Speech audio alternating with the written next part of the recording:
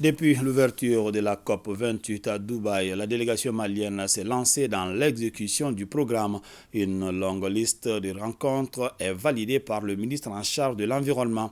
La délégation malienne veut tirer le maximum de profit de cette conférence internationale sur le climat en capitalisant les échanges d'expériences.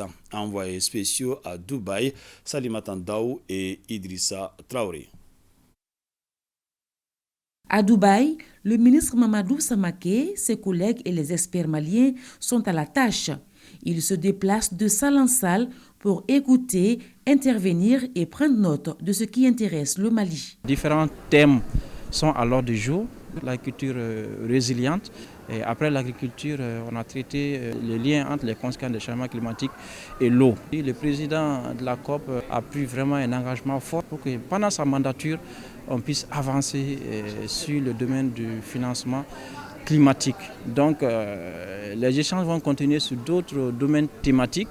Et actuellement, les débats sont en cours sur le changement climatique et l'aide humanitaire. Nous avons participé aussi à la journée de l'Union africaine. C'était pour faire le point sur les opportunités que l'Afrique peut saisir par rapport à la finance climatique. Nous pouvons retenir que l'Afrique aujourd'hui reçoit moins de 4% du financement climatique mondial. Changement climatique et urbanisation, deux secteurs étroitement liés.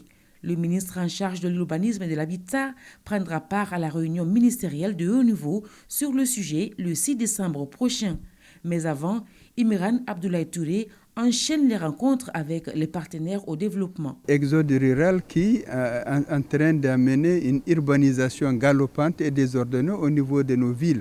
Donc il va falloir maîtriser vraiment au niveau des îles tous ces aspects-là.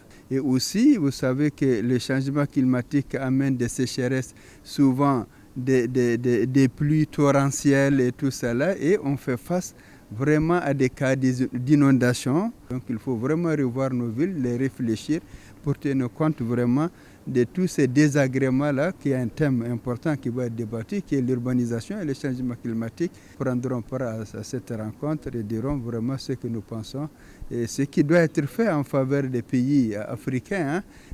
La COP28 dédie la journée du 3 décembre aux questions de santé. Le colonel Assaba Diallo Touré était aux côtés de ses pairs du monde entier où elle a donné la réponse du Mali quant à la déclaration sur le climat et la santé. Depuis le matin, il y a des colloques, il y a des débats, il y a des tables rondes sur la santé. Et tout à l'heure, il y aura la réunion de tous les ministres de la santé qui parlent un peu de la déclaration de la COP28 par rapport à la santé. Et le Mali souscrit à cette déclaration.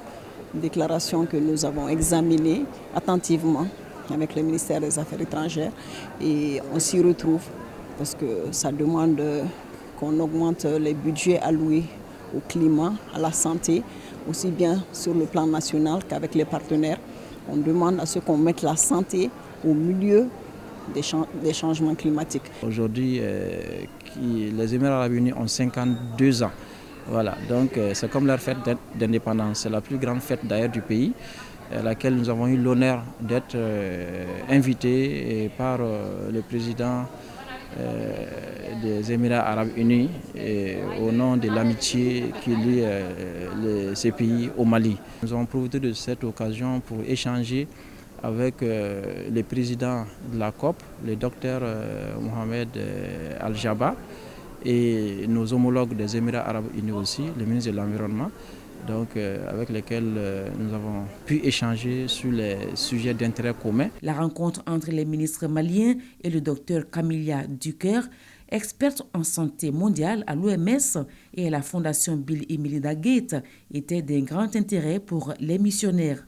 Dr Camilla est attendue très prochainement au Mali pour approfondir les échanges sur d'éventuels partenariats.